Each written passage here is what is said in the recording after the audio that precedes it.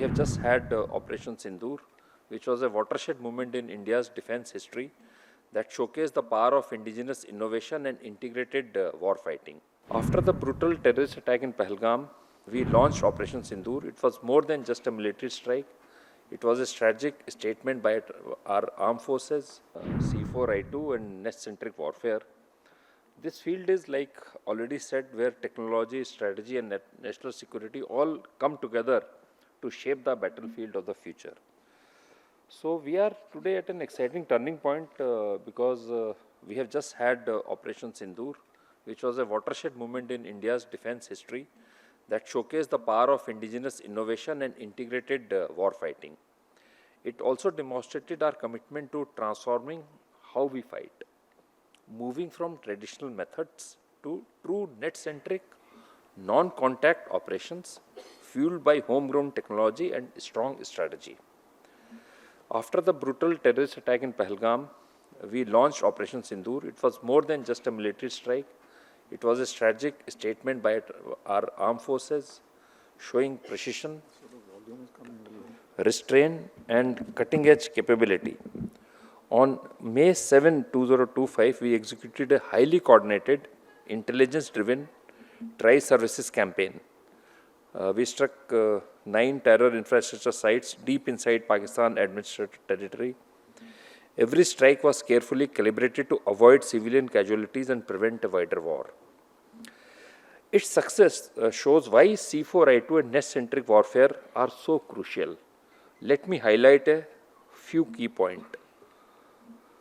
First is related to pinpoint targeting with data. So this data we have been collecting for a very long time, and this gave our commanders exact coordinates on threat assets. The result, I think the strike was 94% accuracy we achieved. Our teams could place warheads precisely where they needed to be. The second point which we could achieve was real-time ISR in strike. Synchronized loitering munition, stand-off weapons, took out targets like HQ-9 missile sites. Having that live sensor feed meant we hit what we intended to hit and when we intended to hit it. The third point is related to network drones and loiterers. Our drones and loitering munitions were networked together and operated under semi-autonomous AI human control, autonomous human control. They attacked high-value bunkers, radars, airfields, even in rugged, inaccessible terrain. Because these were connected, the whole swarm type of equipment knew where to go and what to strike. Indigenous systems integration was a great achievement. We relied on a suite of homegrown systems, ISCCS, Akash Tir, Air Defense Network, D4 anti-drone, Swati radars, Akash missile batteries, Pinaka rocket launchers, all seamlessly integrated into our C4I2 framework. This allowed real-time counter-battery fire, robust air defense and constant surveillance. It all linked to commanders, keeping commanders in the loop continuously. Electronic warfare also was achieved and it was a great success. Our EW team jammed enemy communications, launched electronic deception and drastically cut the enemy's reaction time. By the time they figured out what was happening, we were already hitting the next target on our list. Now, what set it apart was we leveraged cutting-edge C4I2 systems and net-centric principles to let the Army, Navy and Air Force fight as one cohesive, agile force. At the heart of that capability was Indian Air Force's integrated air command and control system, which fused live inputs from radars, AWACS, AWCs, Army radars, naval radars, and our fleet of UAVs, all on a secure high-speed network. Commanders watching that common operating picture had unparalleled awareness. They could make fast, precise decisions, knowing exactly where everything was. We also tapped into space assets. ISRO's Cartosat, RISAT satellites, etc.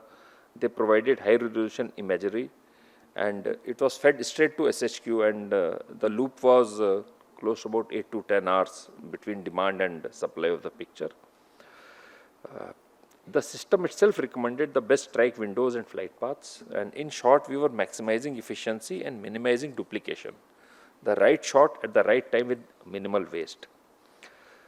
A few words about Akash Tir for a moment. This air defense ecosystem is a very good example of homegrown tech in action and is a very good offshoot of ISCCS. Akash Tir paired with multi-layered defenses like counter-drone systems, short and medium-range missile batteries, EW suits gave us continuous sky surveillance and rapid threat interception. In the skies over that operation, Akash Tir ensured nothing surprises. It's a great testament to the outstanding innovation coming from India's defense industry. Another defining highlight was artificial intelligence itself. During Sindoor, we deployed over 23 indigenous AI tools, named like Trinetra, Project Sanjay, etc. These platforms used multi-sensor data, created real-time threat heat maps, did predictive targeting, and greatly accelerated our decision cycle. This digital edge gave our commanders a common operational picture, lightning fast analysis and predictive guidance. None of what I have described so far would have been possible without industry. Indian companies have stepped up at every turn, designing resilient communication networks, advanced EW suite, and even satellites for real-time command and control. Private sector role is now vital. They are building the next generation of AI-driven weapons, modular battle management systems, high-res surveillance drones, and indigenous cyber defense tools. This public-private synergy is powering a new era of Atmanirbhar military innovation. Okay. So, Operation Sindoor has also taught us the value of electronic warfare and cyber resilience. We could jam hostile communication, we could blind enemy surveillance radars and took out enemy drones, all thanks to innovative solutions from Indian industry and academia. We had created a multi-layered approach fusing ground, air, sea, cyber, electronic and even space capabilities, which gave us the transparency, resilience and adaptability. Also, let's not forget the cognitive domain, the battlefield of information and perception. In Sindoor, we had to defend our forces against misinformation and ensure our own information flow was rock solid. Winning the cognitive fight in media, public perception and morale is just as important as winning with guns and rockets, and this has been a great lesson for us. In our future network-centric operations, every domain will count: land, air, sea, space, cyber, electronic and cognitive. We must integrate them all and we are working towards that. Before I conclude, let me touch on what's on the horizon, which is called artificial general intelligence. We are already using narrow AI on the battlefield, but people are now talking about AGI, machines that can truly learn and reason like humans. If AGI is achieved, it would dramatically change warfare. Some experts warn that the tempo of innovation could shrink from decades to mere months or even weeks.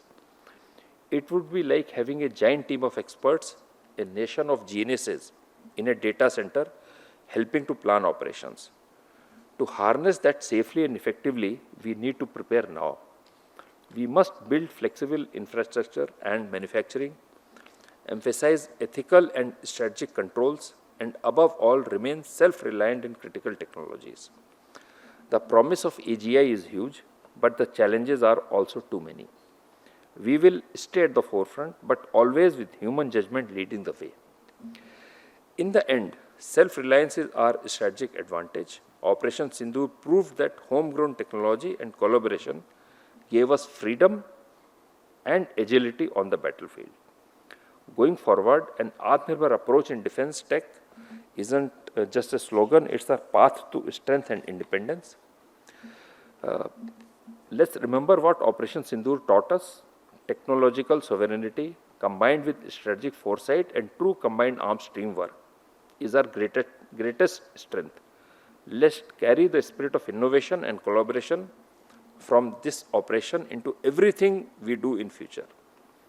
Together, we will continue to build a stronger, more resilient India. and I wish this seminar a great success. Thank you and Jai Hind.